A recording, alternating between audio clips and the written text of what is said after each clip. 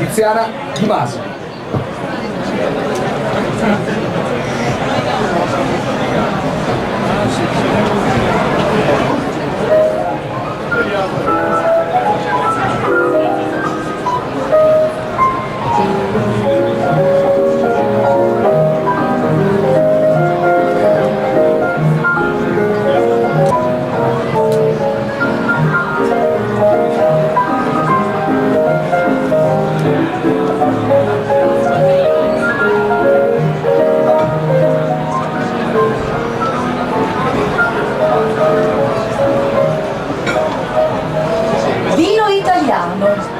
Te lo consegnano direttamente a casa, spedizione gratuita e fanno veramente un buon prodotto. Sono stato spesso al ristorante e ho ordinato bottiglie dai 10 ai 100 dollari l'una, ma vi assicuro che quello che ora mi faccio in casa è molto meglio. In più conviene. Con meno di 45 dollari mi porto a casa l'equivalente di una trentina di bottiglie, gusto Barolo. Volete un bianco? Verdicchio, costa anche meno, oppure Pinot Bianco o Chardonnay, o rosso, Valpolicella, c'è perfino il Merlot, ma bianco. Mi piace questa roba, la mia produzione sta crescendo rapidamente così come i miei consumi. Tutto vero, Amazon.com. Il kit di cui si parla ti permette di avere un vino italiano da estratti chimici di vaniglia, ciliegia, amarena, messi insieme e allungati con l'acqua del rubinetto.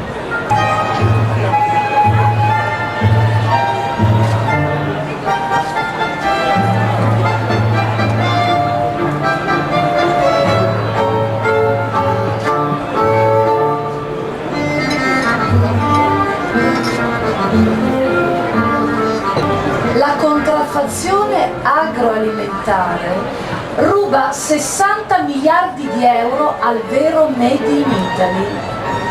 Un mare di denaro che se ne va. È una montagna di infamie per i gioielli di cui andiamo fieri.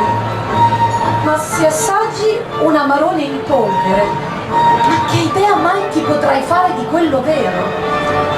Il 74% delle bottiglie contraffatte arriva dalla Cina, che si dedica principalmente ai vini francesi e italiani.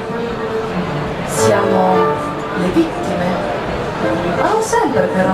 Spesso ci trasformiamo in carnefici.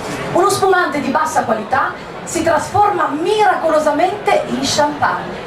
Il prezzo sale da 1,50 € a 35-40 euro. Era un sistema, quello scoperto a Napoli 3 mesi fa, intercettando alcune etichette in alcuni bar sospetti. Non comuni delinquenti, ma menti raffinate, con base in Campania. Si facevano spedire le bottiglie da una vetreria piemontese, dentro ci mettevano del frizzantino che prendevano dove capitava, poi per l'operazione più delicata spedivano tutte le bottiglie in una località dei Castelli Romani. L'operazione delicata era quello di piazzarci sopra le etichette di Moët Chandon, Veuve Clicquot. Per la camorra, la contraffazione è il più sicuro degli affari, sostituisce il racket, perché non è più necessario taglieggiare il commerciante preso di mira, basta imporgli la vendita del falso. Vini italiani all'estero, champagne in Italia.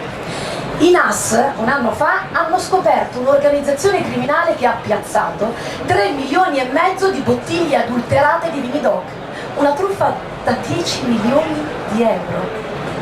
Ma i fessi siamo noi, se sopportiamo tutto questo, perché ci bruciamo immagini, possibilità, futuro, ricchezza.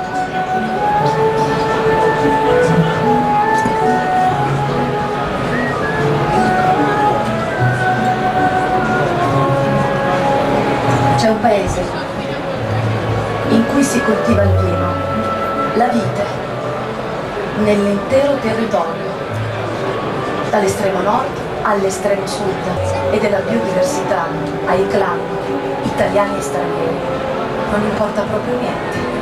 A loro interessa solamente massimizzare i profitti, far girare il denaro, guadagnare oggi senza seminare domani.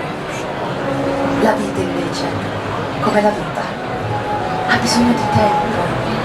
Nulla accade per caso. Occorre coltivare, potare, vendemmiare, aspettare il momento giusto. Il vino è la nostra identità, la nostra storia, un anno che potremo ricordare e rievocare, gustandolo nella sua unicità, perché ogni anno qualcosa cambia.